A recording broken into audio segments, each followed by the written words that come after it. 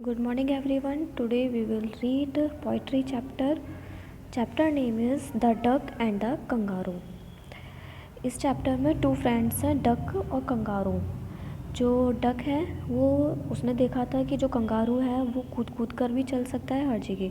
तो वो डक चाहती थी कि वो भी एक ट्रिप पर जाए जिसमें वो पूरे वर्ल्ड की सैर करे। तो कंगारू क्या करता है, उसे अपनी टेल की टिप पर बिठा कर लेके जाता है और पूरे वर्ल्ड की सैर कराता है, और इस चीज़ में दोनों ही बहुत ज़्यादा खुश होते हैं। तो चैप्टर की स्टार्टिंग क्या है? Said the duck to the kangaroo, "Good gracious, how you hop over the fields and the water too, as if you never would stop." Duck kangaroo से कहती है, गुड ग्रेशियस मतलब शुभ प्रभात बोलती है, उससे कहती है कि ये कितनी अच्छी बात है कि तुम कूद कूद कर, होप मीन्स होता है कूद कूद कर चलना, होप। तो कहती है कि तुम फील्ड यानी कि मैदान पे, वाटर में, सब जगह कूद कूद कर चल सकते हो। अगर तुम रुकना चाहो रुक सकते हो, चलना चाहो तो चल सकते हो।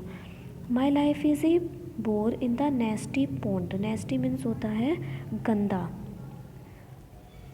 ठीक है। तो वो बोलती है कि मेरी लाइफ जो है वो इस बहुत ज़्यादा बोर है, इंटरेस्टिंग नहीं है। मेरी लाइफ कहाँ पे बोर है? इस नेस्टी यानी कि जो ये गंदा सा पॉन्ड है, तालाब है, इसमें।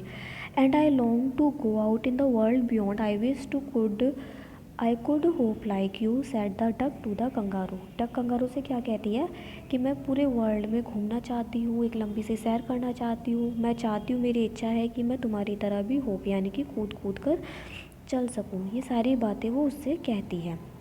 नेक्स्ट आगे क्या कहती है? Please give me a ride on your back, said the duck to the kangaroo. I would sit quite still and say nothing but quack. अब डक कंगारू से कहती है कि मुझे अपनी पीठ पर बैठाकर, कृपया मुझे अपनी पीठ पर बैठाओ और मुझे एक राइड यानी कि सैर करा लाओ। मैं बिल्कुल चुप बैठी रहूँगी, स्टिल क्वाइट मतलब बिल्कुल शांति से बैठी रहूँगी, कुछ नहीं कहूँगी, बस क्या कहूँगी? क्वैक, बस ये वर्ड बोलूँगी और कुछ नहीं बोलूँगी। जब ये सारी बातें वो कह देती है, फिर आगे क्या कहती है?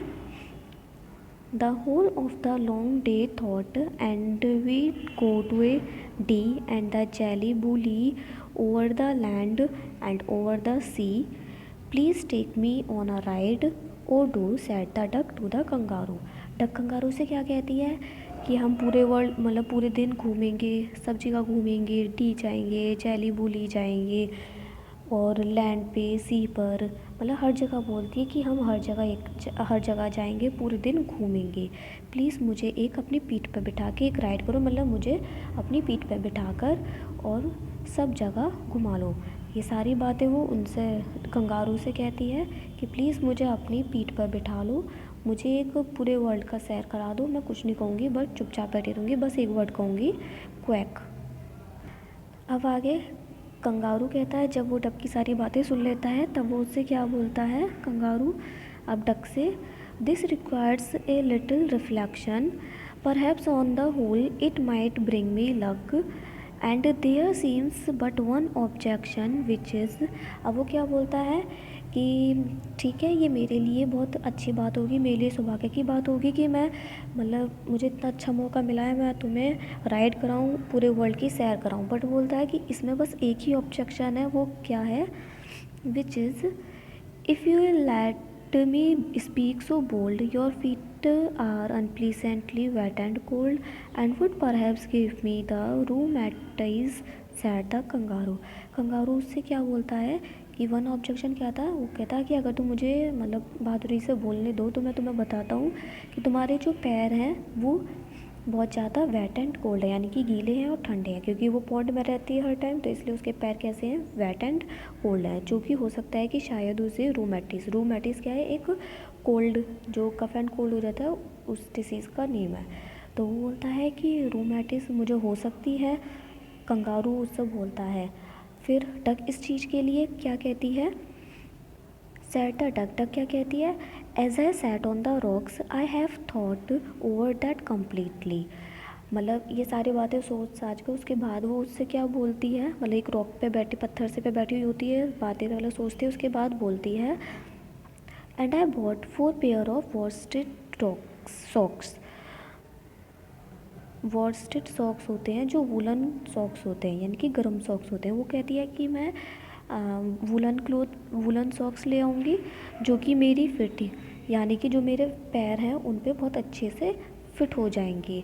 And to keep out the cold I have bought a cloak. कहते हैं अब कोल्ड यानी कि ठंड को दूर भगाने के लिए वो क्या ले आएगी, क्लॉक यानी कि जो रेन कोट होता है उसको ले आएगी। And every day a cigar I will smoke. वो बोलती है मैं पूरे दिन सिगार यानी कि जो सिगरेट होती है सिगार उसको स्मोक करती रहूँगी।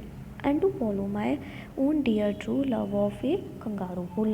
मतलब कंगारू की परेशानी को दूर करते हुए बोलती है कि ठंड यानी कि जो मेरे पैर गीले हैं उसको दूर करने के लिए मैं वुलन क्लोथ्स पहन लूँगी। ठंड भगाने के लिए मैं जो रेन कोट है उसे ले आऊँगी। और ठंड भगाने के लिए मैं पूरे दिन स्मोकिंग करती रहूँगी, जिससे कि मतलब मैं भी, मेरे अंदर से ज़्यादा ठंडक ना निकले, मैं गर्म रहूँ और तुमको भी कोई प्रॉब्लम ना हो। अब आगे कंगारू क्या कहता है, आई एम रेडी। बोलता है ठीक है मैं रेडी हूँ।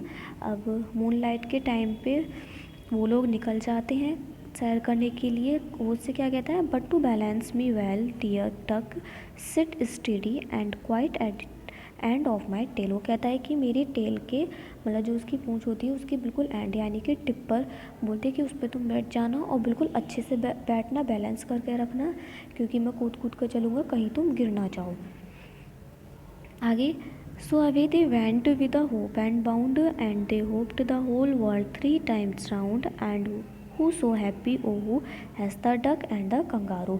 अब वो पूरे टाइम क्या करते हैं, मतलब जो कूद कूद कर चलते हैं, उछलते कूदते हुए चलते हैं और वो पूरे वर्ल्ड की 3 times पूरे वर्ल्ड का वो उछलते कूदते राउंड रहते हैं।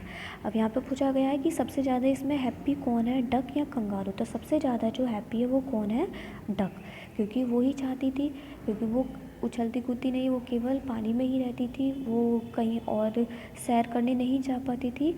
और उसका मन था कि वो पूरे वर्ल्ड की सैर करे, और उसको पूरे वर्ल्ड की सैर करने के लिए मिल गया। जो कंगारू था उसने उसके पूरे वर्ल्ड की सैर कराई। तो इसलिए सबसे ज़्यादा जो हैप्पी है वो है इसमें डक। ये आपके चैप्टर की एंडिंग है।